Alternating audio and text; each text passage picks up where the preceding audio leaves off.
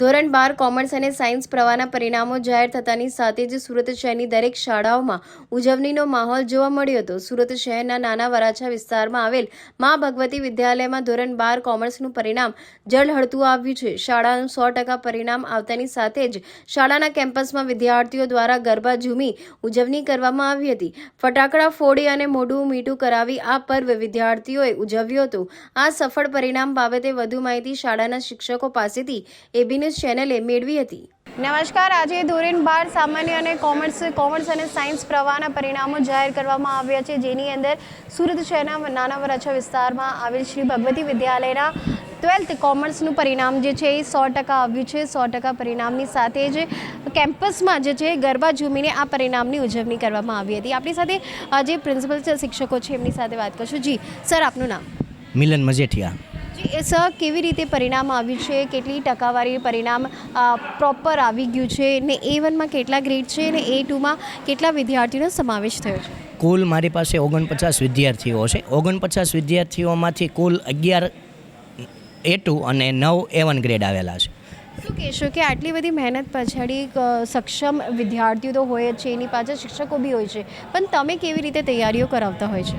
મેં તો આમ ગણો તો ડેઇલી પરીક્ષા દ્વારા, વીકલી પરીક્ષા દ્વારા, મંથલી પરીક્ષા દ્વારા અને પ્લસ મેન પોઈન્ટ અમારો જો હોય તો પરીક્ષાને જ્યારે બોર્ડની પરીક્ષાને 2 મહિનાની વાર હોય ત્યારે અમે સતત રાઉન્ડ લેતા હોઈએ છીએ. 6 થી 7 રાઉન્ડ લીધા, એમાં બાળકોનું પરફોર્મન્સ પ્લસ થયેલું છે. રાઉન્ડના કારણે જે છે આ રિઝલ્ટ આવેલું છે. અને સાથે સાથે મને મારા સ્ટાફે અને પ્રિન્સિપાલ દ્વારા પણ બહુ સારામાં સારો સપોર્ટ કરેલો છે. તમારું નામ ને તમારું શું પરિણામ આવ્યું? મારું નામ જીયા વિરાણી છે અને મારે 12th કોમર્સમાં 99.83% અને 94.71% આવેલા છે.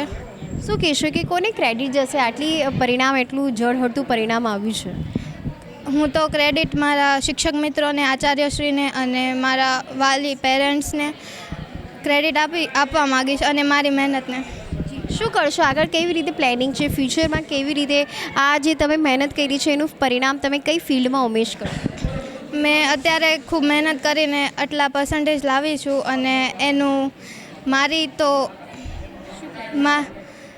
તો આગળ CA બનવું છે. તો બીજો એક વિદ્યાર્થી બી છે જે ઝળહળતું પરિણામ લાવ્યું છે. જી, તમારું નામ અને તમારું પરિણામ? મારું નામ પ્રાંશુ જીતુભાઈ નાગરાણી છે. મેં ધોરણ 12માં 90.51% પ્રાપ્ત કરેલા છે. શું એક્સપેક્ટેશન હતી કે આટલું પરિણામ આવશે, તેમ છતાં તમારી શું અપેક્ષાઓ હતી? મારી અપેક્ષા તો થોડાક વધારે ટકા લાવવાની હતી, પણ થોડાક ઓછા ટકા પ્રાપ્ત થયા છે, પણ હું હાર નહીં માનું. આગળ શું કરવાની તૈયારીઓ છે? આપણે આગળ ગવર્મેન્ટ જોબ તરફ વળવાની તૈયારીમાં આપણે છીએ.